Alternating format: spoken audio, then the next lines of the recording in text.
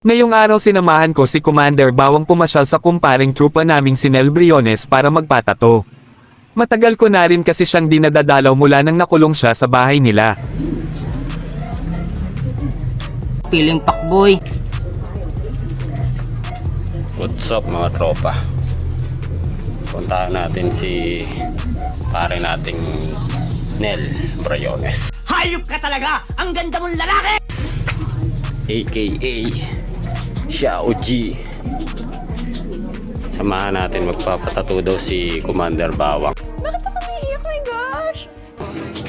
Silipin muna natin kung nandiyan siya sa bahay niya. Pare!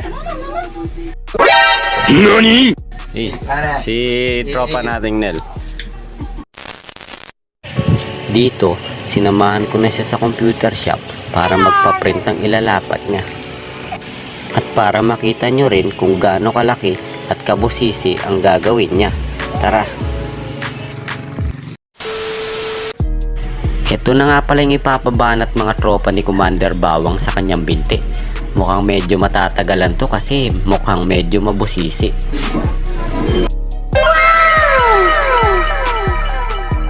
A few moments later. Ini-stencil na nga pala ni pare yung ilalapat niyang tato kay Commander Bawang. Ano kaya ito eh? Mag-aim muna kayo syempre bago matapos yung pag-i-stencil ni pare. Ito nga pala yung harap ng kopya at ito naman yung likod. Yan yung in-stencil kanina ni pare. At yan naman yung binti ni Commander Bawang. Diyan niya naman idadali. Dito, nailapat agad ni pare sa balat yung stencil. Napakabilis lang, parang papel na sinulatan ng pencil. Akalain mo rin parang naka-timing kasi pagpikit ko, tapos na yung lining.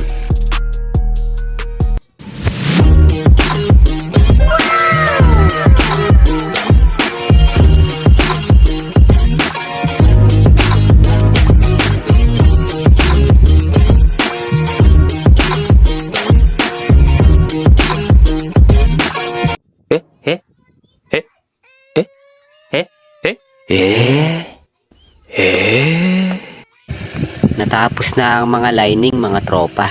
Kaya susunod niyan, finished product na ang inyong makikita. Throw your hands up if you with it. Drop it.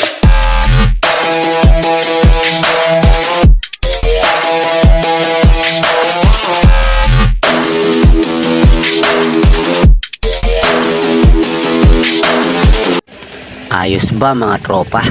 Malinis at pulido ang obra, di ba? Gawa yata ni pare kong Xiao yan.